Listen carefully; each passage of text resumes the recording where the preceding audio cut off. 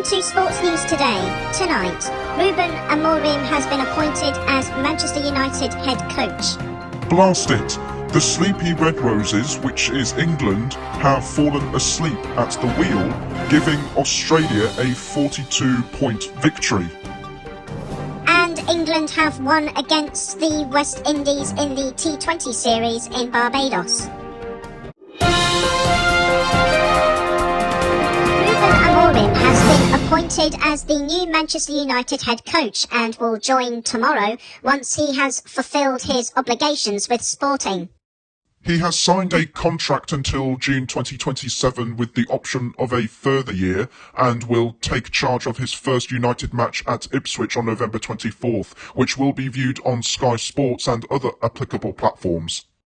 United have paid Sporting an extra £840,000 on top of his £8.4 million exit clause for an early release from his 30-day notice period.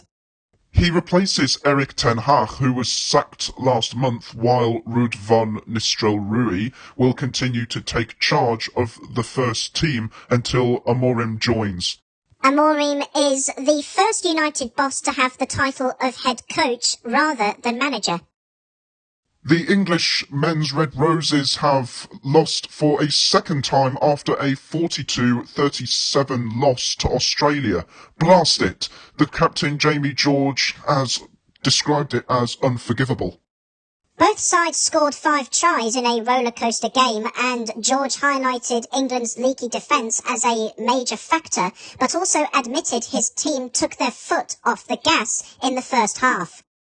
By leaky defence, he means they missed 35 tackles. He told BBC Sport that some of it defensively came down to a loss of collision, and it is hard for me to say that after a loss at home.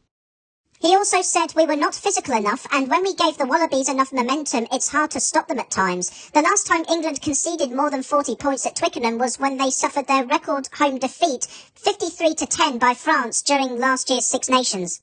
England had led Joe Schmidt's Australia by 12 points after 2 first-half tries from Chandler Cunningham South, but surrendered that advantage by half-time. Oh, I hate to think what will happen when we face South Africa next. It'll probably be the same old story. Well, at least there's something we can celebrate about, and that is Phil Salt powering a superb century to take England to a commanding 8-wicket victory over the West Indies in the first T20 in Barbados.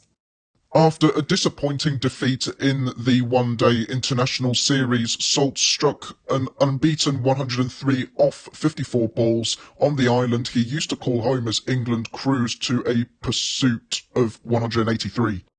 It was the opener's third T20 100 for England, all 3 of which have come against the West Indies in the past year. He crashed his first 50 runs in just 25 balls as England took 73 from the first 6 overs for the loss of only Will Jacks for 7.